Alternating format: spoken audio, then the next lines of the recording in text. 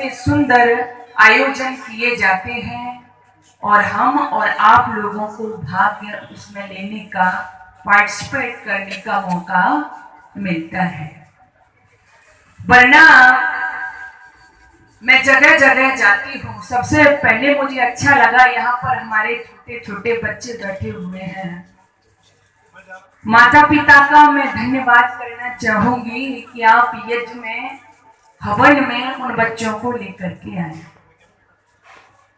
ये बड़ा जरूरी हुआ करता है कि हम अपने बच्चों को हवन में, सत्संग में, जहां ईश्वर भक्ति की, राष्ट्र भक्ति की चर्चा होती हो, वहां पर हम उनको लेकर के जाएं। अन्यथा आज तो रविवार है, संडे है, बहुत से बच्चे तो संडे मना रहे हैं। हवन में जाने की जरूरत क्या? हवन में आने की जरूरत है। इससे क्या है, बच्चों के संस्कार बनते हैं। आपको लगा होगा कि बहुत छोटी सी बात है, बच्चे वहां जाकर के एक आहुति डाल देंगे तो इससे क्या फर्क पड़ने वाला है। लेकिन शेष ये चर्चा, इस विषय पर मैं आगे जो आपके सत्र हैं उसमें करूंगी। पहले मैं इन बच्चों का धन्यवाद करूंगी और आशा करूंगी आप सबसे कि आगे इसी तरह से आप अपने बच्चों के साथ में आए। और मैंने ये बात इसलिए भी कही क्योंकि संस्कार जागृति मिशन की मैं अध्यक्षा हूँ।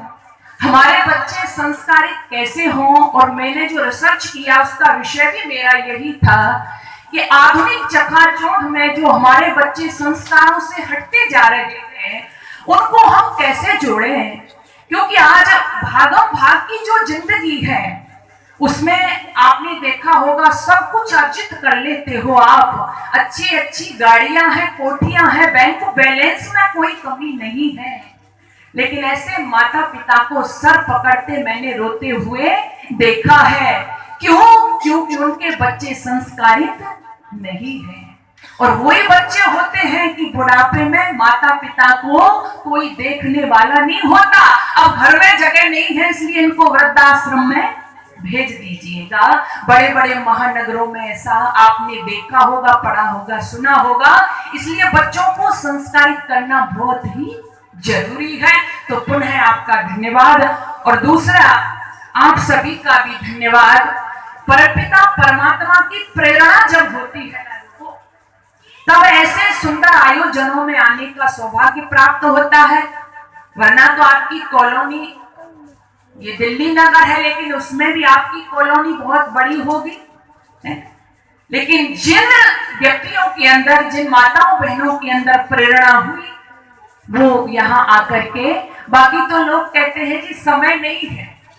और मुझे आश्चर्य होता है कि वो माताएं बहनें जो कहती हैं समय नहीं है हवन करने के लिए, सत्संग में जाने के लिए, मैंने खुद उन बहनों को टेलीविजन के सामने घंटों घंटों बैठे हुए देखा है।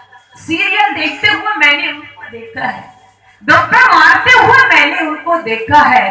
तो ये बहाना करते हैं हम कि समय नहीं है, ये हमारा बहाना ठीक नहीं है। आज आपके सामने ये जो कार्यक्रम हो रहे हैं, बार बार आपको प्रेरणा दी जा रही है। बहनों, सज्जनों, अभी आपकी आंख नहीं खुली है, लेकिन एक समय वो आता है कि जब व्यक्ति समझता है और सोचता है हाँ सही था, मुझे करना चाहिए था, लेकिन वो कर पाता नहीं है। इसलिए बेमोल जी ने कहा, होश आता है बसर को उम्र ढल जाने के बाद।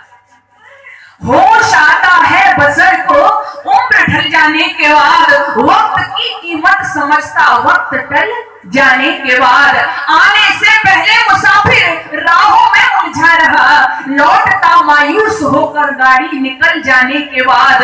जो जलाता है किसी को खुद भी जलता है जरूर, क्षमा जलती रह गई परवाना जल जाने के बाद। आज तो बेमोल तुझको दे रहे हैं दाग सब, कल न जाने क्या कहेंगे लोग तेरे जाने के बाद। होश आता है बसर को उम्र ढल जाने के बाद। इसलिए हम तो अपनी उम्र को ना जाने दें, समय रहते चेते जागे और अपने अंदर ईश भक्ति के, राष्ट्र भक्ति के संस्कार जागृत करें। परमपिता परमात्मा के सानिध्य से अपने आप को ओतप्रोत करिएगा। मैंने देखा है लोगों को, कई बार समाज में चर्चा करती हूँ, जगह जगह जाती हूँ, लोग मुझसे मिलने आते हैं, पूछते हैं, बात करते हैं, तो पता चलता है हर व्यक्ति को एक ही धुन है, एक ही रटन है। चाहे वो धन कमा रहा है, चाहे वो हवन कर रहा है, चाहे वो संध्या कर रहा है, किसके लिए? सुख चाहिए जी। क्या चाहिए? अच्छा, कोई दुख चाहता है? नहीं चाहता। सब सुख चाहते हैं, लेकिन सुख मिलेगा कहां? तो हमारे यहाँ पर आचार्य चाणक्य हुए हैं।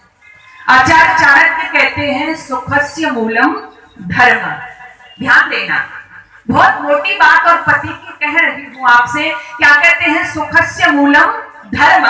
यदि सुख को प्राप्त करना चाहते हो तो सुख का मूल क्या? मूल तो आप समझते हो, जड़, रूट जिसको कहते हैं। सुखस्य मूलम धर्म। यदि सुख को प्राप्त करना चाहते हो तो सुख का मूल क्या है? धर्म है। हमने बता दिया कि भाई सुख प्राप्त करना चाहते हो तो क्या करो? धर्म करो जीवन में। आप जैसे जागरूक श्रोता थे, ऑडियंस थी, एक जना खड़ा होकर के पूछने लगा, बहन जी सुखस्य मूलम धर्म, सुख का मूल धर्म है, तो धर्म का भी तो कोई मूल होना चाहिए। तो हमारे यहाँ पर, हमारे शास्त्रों में सारी समस्याओं का समाधान हमारे ऋषि महर्षियों ने किया है। सुखस्य मूलम धर्म। जब ये कहा तो फिर हमारे महर्षि मनु आ गए, उन्होंने कहा वेदो खलो धर्म मूलम। सुख का मूल धर्म है, और धर्म का मूल क्या है? वेद।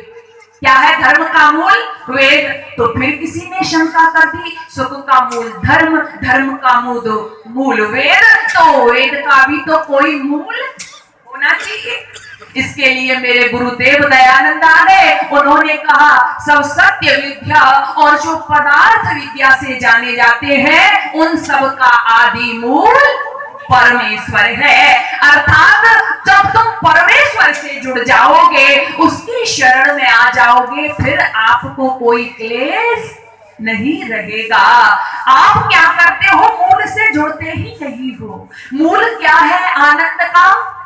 परमपिता परमात्मा। आप तो पत्ते पत्ते जड़ को छोड़कर पत्तों को सींचते रहते हो। उदाहरण के लिए एक सेब को ले लीजिए। हमारी माता बहनें बाजार में जाती है, सेब लेकर के आती है, या और भी केला आदि कोई भी फल लेकर के आती है, उसको ला करके कहाँ रखती है? फ्रिज में रख लेते हैं लोग। अच्छा ये बताओ, उस सेब को हमने उसके मूल से अलग किया, मार्केट में आ गया, आप घर में ले आई, अच्छा फ्रिज में रख दिया। फ्रिज में भी कितने दिन तक वो चल सकता है सेब? बोलो, एक लिमिट होती है, 10 दिन, 12 दिन, 15 दिन, बाकी क्या होगा? वो खराब हो जाएगा, सड़ जाएगा। क्यों? क्योंकि उस सेब को हमने उसके मूल से अलग कर दिया है। उस सेब का मूल क्या है? बोलो, जिस पेड़ पर वो लगता है, पेड़ में भी जिस डाली पर लगता है, डाली में भी वृक्ष बनता है, और वृक्ष में भी जो जड़ होता है, धरती में जो जाती है, उससे क्या है? वो सेब जुड़ा हुआ रहता है। जब उस मूल से उस सेब को हमने अलग कर दिया, चाहे आप फ्रिज में रखो या अलग कहीं रखो, लेकिन वो लंबा समय तक चल नहीं पाएगा। ऐसे ही सज्जनों, जिस व्यक्ति का जीवन भौतिकता से तो जुड़ा हुआ है, लेकिन आध्यात्मिकता से अपने आप को जिसने काट लिया है, परमपिता परमेश्वर से जिसने अपना सानिध्य नहीं जोड़ा है, उसका जीवन एक दिन बोलो क्या हो जाएगा? सड़ जाएगा, खराब हो जाएगा। इसलिए तो प्रभु का भक्त गाता है, आसरा इस जहां का मिले ना मिले, मुझे तेरा सहारा पिता चाहिए। क्यों? क्योंकि ये जो हमारा पिता होता है, जो हमको जन्म देता है, हमारी माँ होती है, ये हमारे लौकिक माता पिता है। लेकिन अभी आपने मंत्र बोला होगा हवन में, उसमें कहा ये जो परमपिता परमात्मा है वो पिताओं का भी बोलो पिता है, माताओं की भी माता है, गुरुओं का भी गुरु है। ऐसा जो पिताओं का पिता माताओं की जो माता है उसके साथ जिसका संबंध जुड़ गया लोगों, फिर आपको कहीं भटकने की जरूरत बोलो नहीं है। तो आइए उस परमपिता परमात्मा से संबंध जोड़िए। मुझे भजन याद आ रहा है,